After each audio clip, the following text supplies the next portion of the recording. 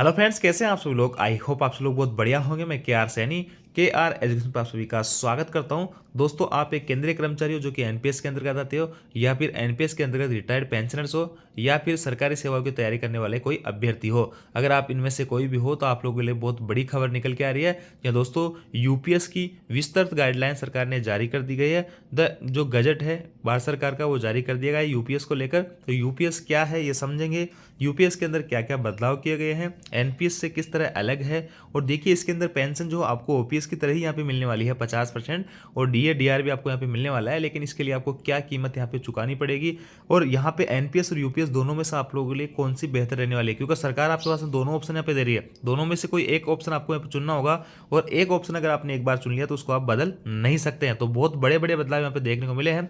तो इस गजट को जो मैं आपको आसान भाषा में बताने वाला हूँ, और यूपीएस यूनिफाइड पेंशन स्कीम जो है इसकी सच्चाई आप लोगों को बताने वाला हूं। तो केंद्रीय कर्मचारी पेंशन के लिए बहुत बड़ी खबर है। वीडियो को पूरा देखिए, और वीडियो अच्छा लगे तो वीडियो को लाइक कीजिए, चैनल को सब्सक्राइब भी कीजिए, और हमारा टेलीग्राम ग्रुप जिसका लिंक डिस्क्रिप्शन दिया उसको जाके ज्वाइन भी कर लीजिए। आगे बढ़ने से पहले दोस्तों बताना चाहूंगा, टेक्स्ट बुक की तरफ से ईयरली टेस्ट पास प्रो में जो आपको भारी डिस्काउंट दिया जा रहा है रिपब्लिक डे पे। तो आप में से जो भी भाई लोग रेलवे या किसी भी एग्जाम्स की यहाँ पे तैयारी कर रहे हैं, तो यहाँ पे टेक्स्ट बुक का जो है ईयरली पास प्रो ले सकते हैं। मात्र 391 मिल रहा है, और आप हमारा कूपन कोड सैनी यूज करके इस पे 12% तक का अतिरिक्त डिस्काउंट भी ले सकते हैं। इसको डायरेक्ट बाय करने के लिए लिंक आपको डिस्क्रिप्शन दिया है। और ये जो है ऑफर सिर्फ आज का है, 25 और 26 का था, तो आज रात 12 बजे तक का ऑफर है। उसके बाद भी ये जो 699 की आपको टेस्ट सीरीज मिलेगी। तो जिन्होंने अभी तक ऑनलाइन टेस्ट सीरीज नहीं ली है, किसी भी रेलवे एग्जाम या सेंट्रल गवर्नमेंट एग्जाम की तैयारी कर रहे हैं, तो उनको जरूर ये ज्वाइन करनी चाहिए। इसका डायरेक्ट बाय करने के लिए लिंक आपको डिस्क्रिप्शन में दिया हुआ है। तो चलिए दोस्तों, मैं आपको गजट पे लेकर चलता हूँ, और उस पर देखते हैं क्या कुछ इस बार आया है।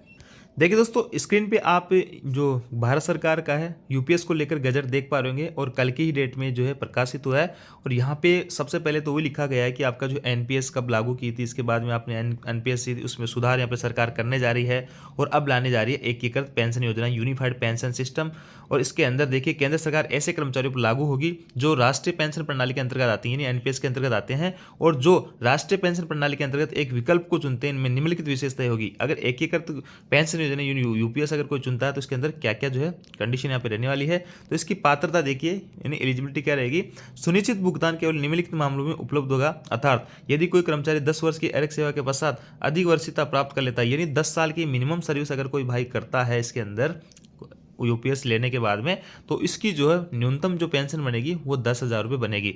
मान लो उसमें अगर 10,000 की पूरी नहीं बनती, 8,000 निकल के आ रही है, 9,000 निकल के आ रही है, तो 8 या 9,000 उसको सरकार नहीं देगी, उसको बढ़ा के 10,000 ही यहाँ पे देगी। तो कम से कम न्यूनतम जो है आपको 10,000 रुपये मिलने वाले हैं 10 साल की सर्विस के बाद में पेंशन के रूप में। आगे लिखा है दोस्तों, नियम 1965 के अंतर्गत कोई शास्त्रीय नहीं प्रावधानों के अंतर्गत एक कर्मचारी की सेवानिवृत्ति करने के मामले में सरकार द्वारा ऐसी सेवानिवृत्ति की तारीख से और 25 वर्ष की न्यूनतम अर्हता सेवा अवधि के पश्चात स्वैच्छिक सेवानिवृत्ति के मामले में, यानी दोस्तों अगर आप 25 साल की यहाँ पे सर्विस कर लेते हो कंप्लीट, देखो 10 साल की अगर सर्विस करते हो कंप्लीट, तो आपको यहाँ पे 10,000 रुपये न्यूनतम पेंशन दिया जाएगा। अब कोई भाई 25 साल की सर्विस यहाँ पे हो जाती है उसकी कंप्लीट, तो 25 साल में एक तरह से कह सकते हैं कि आपकी पेंशन मैच्योर हो जाएगी, और 25 साल नौकरी करने के बाद में आपको पूरी पेंशन यहाँ पे मिलेगी। लेकिन देखिए, एक बात ये भी है, कोई भाई यहाँ पे मान लो 30 साल में जॉब लग गया, और वो 25 साल नौकरी कर ली, यानी 55 साल का हो गया, जबकि उसका रिटायरमेंट जो है 60 साल में होना था। अब मान लो 25 साल सर्विस होती है, उसकी जो है मैच्योरिटी हो गई, यहाँ पे पेंशन उसको पूरी मिलने लग जानी चाहिए, लेकिन वो यहाँ पे 25 साल होते ही उसने जो है यहाँ पे सेवानिवृत्ति ले ली।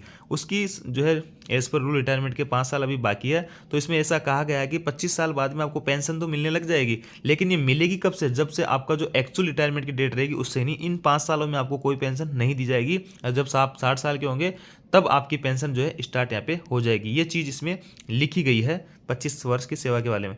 आगे हैं योजना के अंतर्गत लाभ। इस योजना के अंतर्गत सुनिश्चित भुगतान इस अधिसूचना में उल्लेखित अन्य शर्तों के अधीन निम्नानुसार होगा। पूर्ण सुनिश्चित भुगतान दर की सेवानिवृत्ति में तुरंत पहले 12 मासिक औसत मूल वेतन की 50% होगी। यानी दोस्तों, मान लो कि आपका 25 साल की आपने सेवा कंप्लीट कर ली, उसके अंदर पेंशन क्या बढ़ेगी, यानी 25 साल की आपकी सबसे जो अंतिम साल था आपकी रिटायरमेंट का, तो सबसे अंतिम साल के जो 12 महीने की जो सैलरी निकाली जाएगी, और उसका मूल वेतन का 50% निकाला जाएगा, यानी 12 महीनों का औसत आपकी सैलरी निकाली जाएगी, और उसकी 50% के रूप में आपकी जो है मूल वेतन निकाला जाएगा 50%, और उस पर आपको डीएडीआर वगैरह भी दिया जाएगा। कम अर्हता सेवा अवधि के मामले अनुपातिक भुगतान स्वीकार्य है। अब मान लो किसी की 25 साल की नौकरी नहीं है, किसी की 20 साल की है, 18 साल की है, तो उस हिसाब से अनुपातिक रूप से ये चीज़ें यहाँ पे कम हो जाएगी। वो भी इसका भी फॉर्मूला सरकार ने यहाँ पे इसी गजट के अंदर क्लियर किया है। 10 साल या उससे अधिक अर्हक सेवा के पश्चात सेवानिवृत्त होने पर 10,000 रुपये, जैसे मैंने आपको बता ही दिया। न्यूनतम 25 वर्ष की सेवा अर्हक के पश्चात स्वैच्छिक सेवानिवृत्ति के मामले में सुनिश्चित भुगतान उस तारीख से शुरू होगा जिस तारीख को कर्मचारी सेवा में जारी रहते हुए अधिवर्षीयता प्राप्त हुई। यानी वही है कि 25 साल के बाद में आपने वीआरएस ले लिया, जबकि आपका जो 5 साल की सर्विस और बची थी रिटायरमेंट होने में, तो आपको जो ये बेनिफिट्स मिलेंगे यूपीएस के पेंशन के, तो वो 5 साल बाद मिलेगी। आपकी एक्चुअल जो डेट रहेगी रिटायरमेंट की, उस डेट से ही आपको जो है इसके फायदे मिलेंगे। उस चीज़ यहाँ पे लिखी गई है। अधिवर्षीयता के पश्चात भुगतान धारक की मृत्यु, यानी दोस्तों यहाँ पे अगर आपकी यूपीएस के अंदर और आपकी मृत्यु वगैरह हो जाती है, तो आपका जो भी डिपेंडेंट है उनको 60% जो है आपके जो पेंशन मिल रही होती है उसका 60% उनको भुगतान किया जाएगा। महंगाई राहत और सुनिश्चित भुगतान, यानी डीए और डीआर भी इसके अंदर इंक्लूड आपका रहने वाला है। ये बड़ी खबर थी, पहले जो है ये क्लियर नहीं हो रहा था कि डी और डी आर दिया जाएगा या नहीं दिया जाएगा। तो देखिए पूरी तरीके से ओपीएस की तरह ही पेंशन आपको यहाँ पे मिलने वाली। ओपीएस में भी ये होता है, मूल वेतन का जो है 50% होता था और उस पर जो है डीए और डीआर हर 6 महीने में बढ़ा दिया जाता था। तो ऐसे में हर 6 महीने में आपकी पेंशन बढ़ती रहती थी। तो यहाँ पे महंगाई भत्ते का भुगतान भी आपको किया जाएगा। अलग से प्रत्येक पूर्ण 6 महीने के मासिक प्रतिलिपि हो मूल वेतन, ये जो है आपको लमसम अमाउंट भी दी जाएगी। ये मैं आपको समझाऊंगा। लमसम अमाउंट जो है आपको एक मुश्त यहाँ पे दी जाएगी। तो ये जो है आपका बेसिक प्लस महंगाई भत्ता, इस पर मैं अलग से आपको वीडियो बना के बताऊंगा, थोड़ा सा लंबा टॉपिक है ये। एक मुश्त राशि आपको कितनी मिल जाएगी उसके ऊपर। और एकीकृत पेंशन योजना विकल्प के अंतर्गत कॉर्प, इन 2 कॉर्प्स आपके बनेंगे, एक आपका पर्सनल रहेगा और एक केंद्र सरकार का रहेगा। तो देखिए पर्सनल के अंदर जो है आपको 10% आपका कटेगा और बेसिक और डीए का 10% सरकार यहाँ पे ऐड होगी। तो इस कॉर्प्स के अंदर आपका जो 20% पैसा जाएगा और इसके अलावा केंद्र सरकार अपनी तरफ से एक फंड बनाएगी, उसमें 8.5% सरकार यहाँ पे डालेगी। तो ओवरऑल अगर मैं बात करूँ यूपीएस की, तो यहाँ पे कर्मचारी का 10% और सरकार का 10 + 8.5 यानी 18.5% यहाँ पे सरकार अपनी तरफ से भुगतान करेगी, जो कि 10% तो आपका पहले कोर्स में पर्सनल कोर्स में चला जाएगा और 8.5% जो है सरकार के इस अतिरिक्त अनुदान में चला जाएगा। जबकि दोस्तों एनपीएस आपने देखा होगा 10% आपको कर्मचारी का करता था और 14% जो है आपका सरकार ऐड करती थी, यानी 24% पैसा आपका हर महीने आपके एनपीएस अकाउंट में ऐड होता जाता है। अब आगे देखिए कर्मचारी का अनुदान मूल वेतन महंगाई वो 10%, मैंने आपको बता दिया कि कैसे कटेगा। आगे लिखा है केंद्र सरकार उन सभी कर्मचारियों को अनुमानित जो 8.5% सरकार का अलग वाला फंड है सेकंड वाला, कि इसलिए बनाया गया है कि कभी अगर, जैसे कि मैं बताऊं आपको यहाँ पे बड़ी बात है ओपीएस और आपका यूपीएस में क्या डिफरेंस है।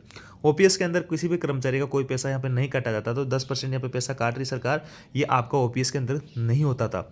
वहाँ पे आपका कोई पैसा नहीं कटता था और पेंशन भी आपको पूरी मिलती थी। तो यहाँ पे ये हो रहा है कि आपका पैसा यहाँ पे काटा जा रहा है और ये बहुत मोटी अमाउंट हो जाएगी आपकी रिटायरमेंट तक। तो और उसका जो है मार्केट में कहीं भी लगा दिया जाएगा, वो एक मुश्त पैसा आपको यहाँ पे नहीं मिलने वाला है।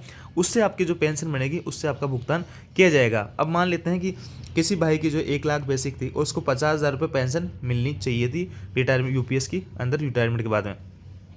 किसी महीने उसकी जो है पेंशन मान लो 45,000 मिली, क्योंकि उसका जो पेंशन बन रही है वो उसने उसके जो पैसे डले हुए हैं मार्केट में कहीं भी निवेश किए गए उनसे जो रिटर्न आएगा उसी से उसकी पेंशन बनेगी। तो किसी महीने उसकी 45,000 पेंशन बनी, तो यहाँ पे सरकार का जो 8.5% वाला जो अलग कॉर्प्स है, यहाँ से भी सरकार जो है 5,000 इसके अंदर मिला देगी। कहने का मतलब जो भी टूटत रहेगी वो इस 8.5% वाले जो कॉर्प्स है उसमें से मिला देगी और आपको पूरी पेंशन का भुगतान कर दिया जाएगा। तो यहाँ से आपको क्लियर समझ आएगा होगा कि ओपीएस में और यूपीएस के अंदर क्या फर्क है। ओपीएस के अंदर आपका कोई भी पैसा सरकार के द्वारा नहीं लिया जाता, जैसे यहाँ पे 10% सरकार अब आपसे ले रही है।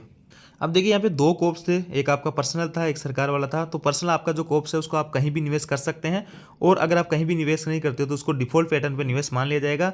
और सेकंड जो था 8.5% वाला, वो पूरी तरीके से केंद्र सरकार के अधीन है और उस पर आपका कोई भी अधिकार नहीं है, उसको सरकार कहीं भी निवेश कर सकती है। उन कर्मचारियों के संबंध में जो एकीकृत पेंशन योजना के परिचालन की तारीख से पूर्व सेवानिवृत्त हो गए और एकीकृत पेंशन योजना विकल्प को चुनते हैं, तो पेंशन विधि विनियोग, यानी दोस्तों जैसे कि कोई भाई एनपीएस में था और उसका मान लो कि अभी 1 साल पहले ही रिटायरमेंट हो गया, वो चाहता है कि मैं यूपीएस का यहाँ पे लाभ लेना चाहूँ, तो उसके जो पैसे उसको मिले थे उन सबको सेटलमेंट वगैरह करके उसको जमा करा के और आप जो है यूपीएस की जो गाइडलाइन है उसके अंतर्गत सारा कुछ काम करके आप यूपीएस के थ्रू पेंशन अपनी ले सकते हैं। आगे लिखा है दोस्तों आपको यूपीएस और एनपीएस दोनों में से कोई एक यहाँ पे विकल्प चुनना है। 2 विकल्प आपके पास में है, दोनों में से एक विकल्प चुनना है।